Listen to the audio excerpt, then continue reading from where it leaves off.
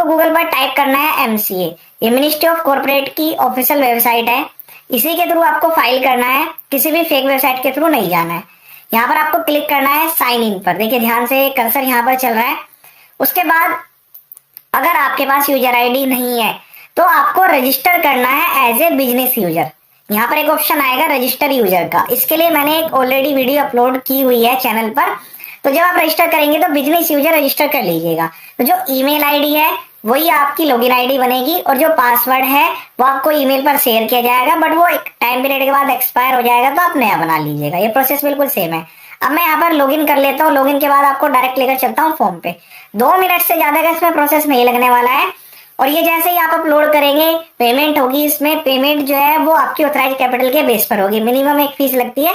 उसके बाद जैसे ही ये कंप्लीट होगा तो आपका जो एड्रेस है वो लाइव टाइम में एमसीए के पोर्टल पर अपडेट हो जाएगा और आप उसको खुद से चेक भी कर पाएंगे। ठीक है,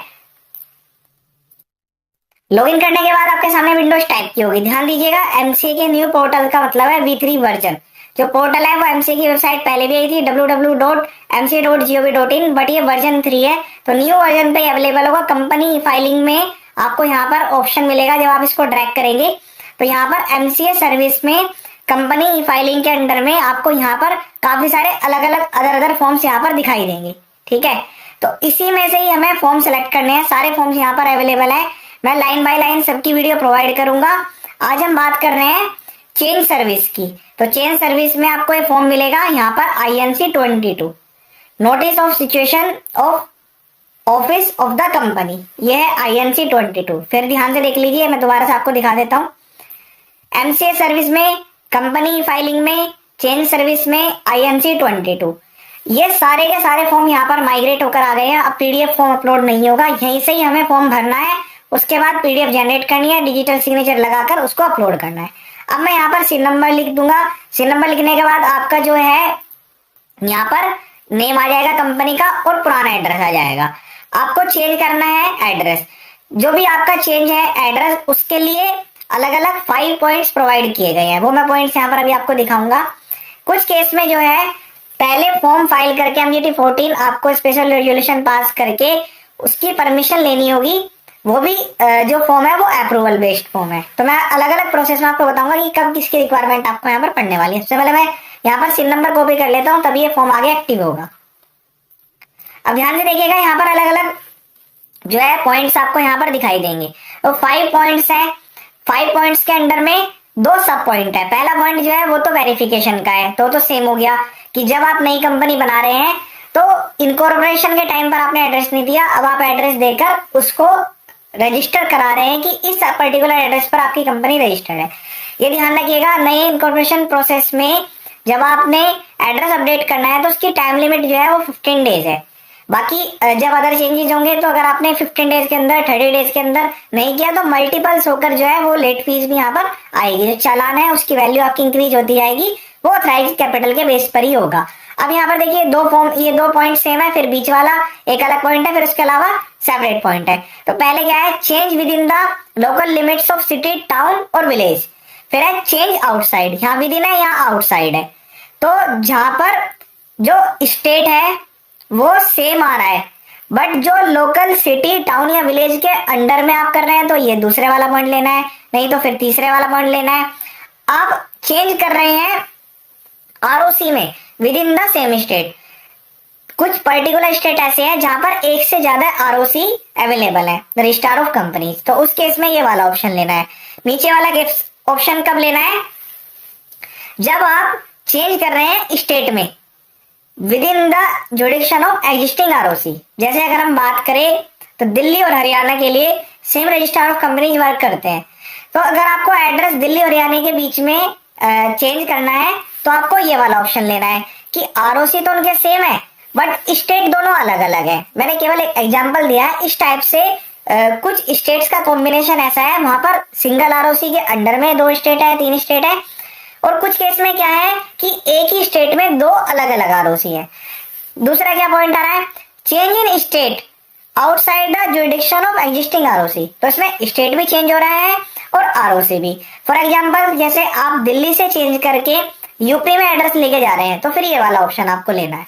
तो अलग अलग ऑप्शन का अलग अलग पर्पज है। पुराने फॉर्म में 5 पॉइंट्स थे, इन्होंने अलग अलग पॉइंट्स को कन्वर्ट करके बना दिया अभी यहाँ पर क्लैरिटी के साथ।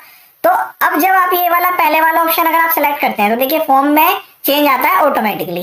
जो MGT 14 का है वो यहाँ पर हट गया है। जब मैं दूसरा ऑप्शन लेता हूँ तब भी यहाँ पर चेंज आता है कि यहाँ पर आपको MGT 14 इससे पहले फाइल करना पड़ेगा। ठीक है, क्या आपने फाइल किया है, यस और नो, फाइल करके आपको उसकी रिक्वायरमेंट पड़ेगी। अब तीसरा ऑप्शन आता है तो उसमें क्या है, INC 28 फाइल करना पड़ेगा। फिर उसके बाद मैं फोर्थ ऑप्शन ले रहा हूँ, उसके लिए भी ये मैंडेटरी फॉर्म आ जाएगा। और ये लास्ट वाला ऑप्शन है, तो ये दो जो नीचे वाले 3 ऑप्शन आ रहे हैं इसमें आपको MGT 14 और 28 दो फॉर्म इससे प्रीवियस फाइल करने पड़ेंगे।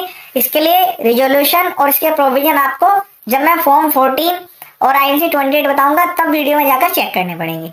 उसके लिए क्या होता है कि पहले प्रायर अप्रूवल लेनी होती है और उसमें कुछ डॉक्यूमेंट्स भी एक्स्ट्रा आपके लगते हैं, जहां पर एक ROC से दूसरे ROC में जुडिक्शन चेंज होता है, तो वो इजी केस नहीं होता, उसके लिए परमिशन की भी रिक्वायरमेंट आती है। नॉन लाइबिलिटी का क्लोज आपको पब्लिश कराना होता है लोकल न्यूज़पेपर में, उसके लिए एक पर्टिकुलर लिस्ट है कि अलग अलग पॉइंट पे अलग अलग चेंज के लिए क्या क्या डॉक्यूमेंट्स की रिक्वायरमेंट है। उसके लिए एक सेपरेट वीडियो है, आप जाकर चैनल पर देख सकते हैं। तो अभी मैं यहाँ पर बात करूंगा लोकल लिमिट्स के अंडर में जब आपको चेंज करना है तो कोई परमिशन की रिक्वायरमेंट नहीं आती है। यहाँ पर आप डेट लिखेंगे किस डेट से आपको चेंज करना है, एड्रेस यहाँ पर सेलेक्ट करेंगे, लॉन्गिट्यूड लैटिट्यूड आपको गूगल से मिल जाएगा, जो भी आपका करंट वाला एड्रेस है यहाँ पर करंट एड्रेस लिखना है जो कि चेंज करके आपको लेके आना है। अब आ रहे हैं डॉक्यूमेंट्स की तरफ। तो यहाँ पर लोकल लिमिट्स में चेंज हो रहा होगा तो वहां पर क्या है, 3 डॉक्यूमेंट आपको लगाने हैं। एक तो प्रूफ ऑफ रजिस्टर्ड ऑफिस जैसे कि लीज डीड, रेंट एग्रीमेंट, या दूसरे पॉइंट पाएगा कॉपी ऑफ इलेक्ट्रिसिटी बिल, और थर्ड पे photograph of registered office showing external building and inside office, also showing therein at least one director या oblique MP who has affixed his or her digital signature to this form। तो ये 3 document यहाँ पर attach होंगे। यहाँ पर declaration में जो भी डायरेक्टर, किसी भी डायरेक्टर को आप ले सकते हैं, उनका नाम आएगा। फिर यहाँ पर रेजोल्यूशन नंबर कि किस बोर्ड रेजोल्यूशन के थ्रू वो ऑथराइज्ड है ये एक्टिविटी करने के लिए। उसके बाद ये दोनों ऑप्शन आपको यहाँ पर टिक कर देने हैं, ये वाले, ठीक है। और ये नीचे वाला ऑप्शन यहाँ पर कुछ नहीं करना है, इसको सेलेक्ट नहीं करना है। फिर उसके बाद यहाँ पर डेजिग्नेशन, जो भी डायरेक्टर, मैनेजर, वो लिखना है, डिन नंबर लिखना है, नेक्स्ट कर देना है। फॉर्म जो है सबमिट हो जाएगा, SRN जनरेट होगा, वो PDF डाउनलोड कर लेनी है, उसमें डिजिटल सिग्नेचर लगाकर अपलोड कर देनी है। अपलोड करने के बाद पेमेंट का ऑप्शन आएगा। बिल्कुल सिंपल सा आसान सा प्रोसेस है। यहाँ पर मैंने आपको पूरा A to Z सारा रजिस्ट्रेशन से लेके पोर्टल पर किस तरह से कहाँ पर फॉर्म मिलेगा पूरा कंप्लीट प्रोसेस बता दिया है।